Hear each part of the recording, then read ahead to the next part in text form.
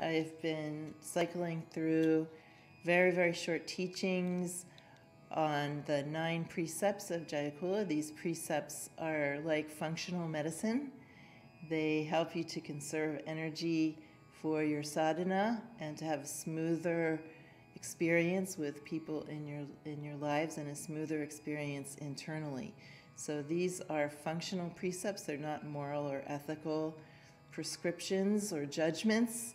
They are just meant to help you to have a better experience in your life and in your sadhana. So we're on the 5th precept out of 9, which is take responsibility for your actions and reactions. This is one of those precepts that I could give a much longer teaching on, but I'll just give a short one today. So we live in a blame culture. We blame ourselves, and if we aren't blaming ourselves, we're blaming other people. And from the perspective of direct realization traditions, the traditions I've studied in, our responses to things and the way that we act in the world is a product of what one of my teachers called our unique dimension.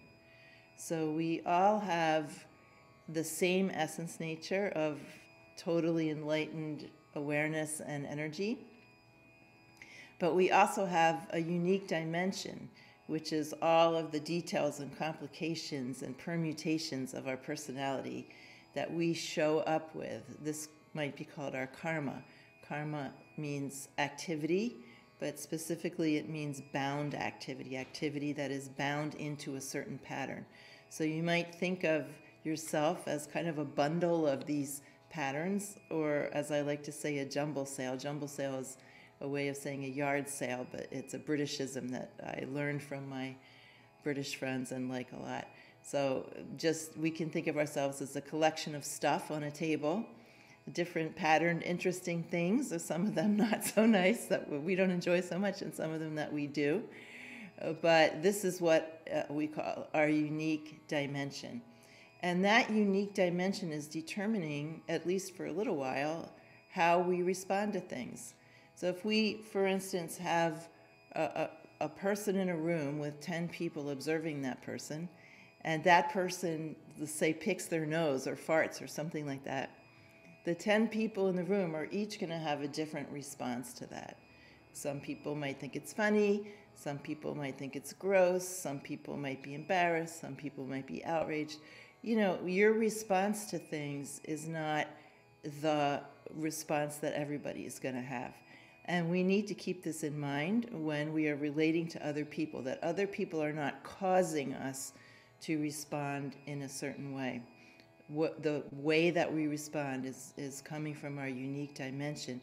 And so even though we didn't really cause that, we just showed up that way. Now that we're in a human body and we have teachings and we have sadhana, now we are responsible for how we show up.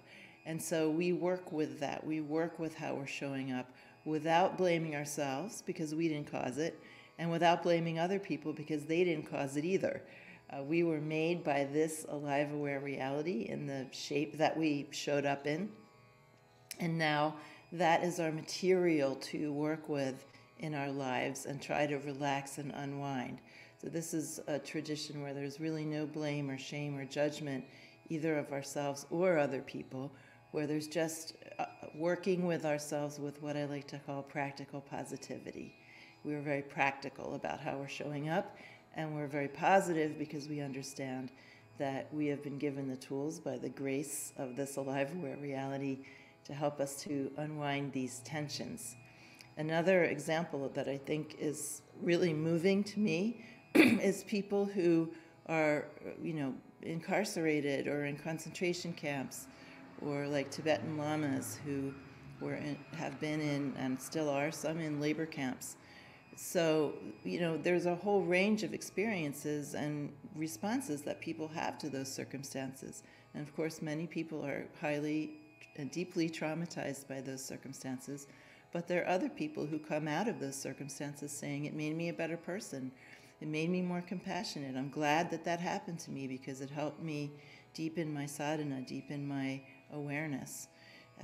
Obviously, those people are not in the majority, but it shows us that even in the most extreme circumstances of what we would think necessarily would cause trauma, that isn't actually necessary, that how we relate to these things is how we are, not how the circumstance is.